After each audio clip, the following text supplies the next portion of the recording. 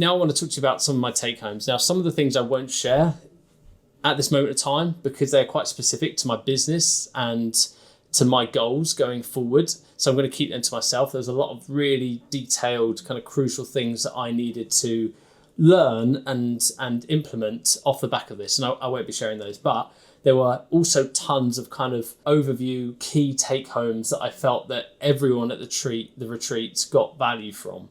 Okay. And I just want to walk through those. So the first thing, which goes without saying, we all need to be reminded this sometimes, is that we need to have that 30,000 foot view above our life, above our business. And we can get this in many different shapes or forms. Okay, you can get this when you go on holiday. You can get this where, you have a long weekend somewhere, or you can get this when you go on to something like this, where maybe it's a mastermind, it's a retreat, and it's somewhere where you can go and get outside of your business. Okay, whatever it looks like for you, there's no right or wrong answer. You need to be able to take yourself out the day-to-day of what you're doing and then have this kind of overview looking down, and that allows you to have perspective on what you're doing right and what you're doing wrong.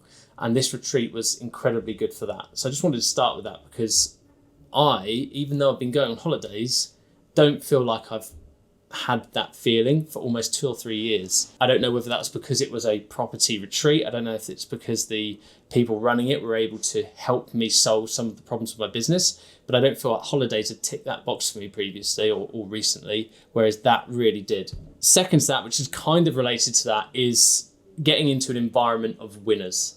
Okay, again, I guess the higher up you go in property, business, whatever perhaps it gets harder to get around the right people and maybe have the right friends that are able to give you good advice on these sort of things. So for me to get into a room where it's an environment of other winners, other people doing what I'm doing and to a higher level, incredibly beneficial.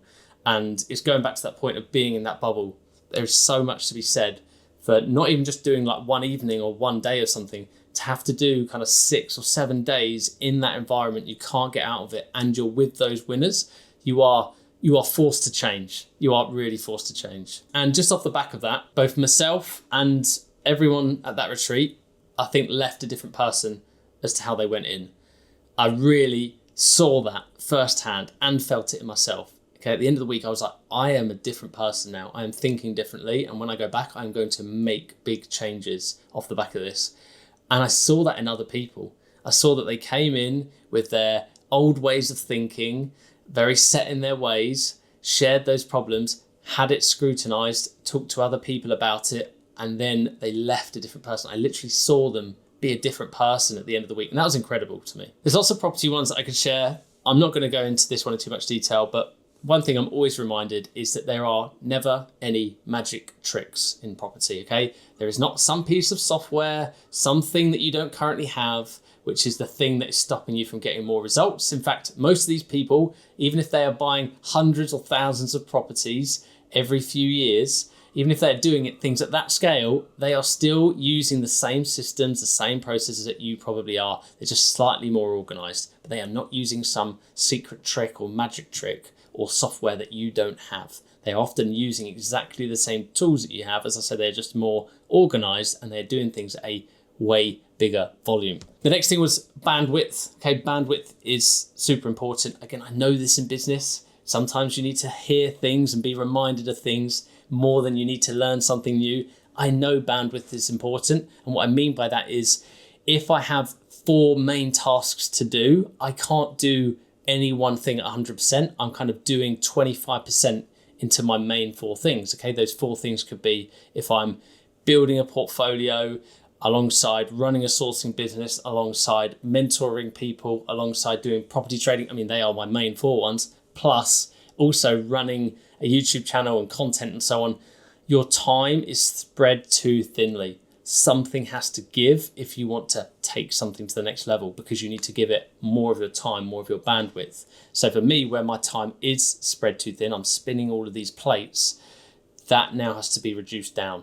And you can either do that by hiring or delegating and then hiring yourself out, or you can do it by shutting something down. So that is something I'm really reflecting on right now. Delegation is probably one of my biggest weaknesses up until now. It's taken me 5 years to get to the point I am. Okay, other operators might have been able to get to where I am within 2 years because they were able to hire quicker, or think more strategically than I have been. It's one of my weaknesses, something I'm working on. You can see that by the fact that the team is now growing. Another point is more risk, more reward.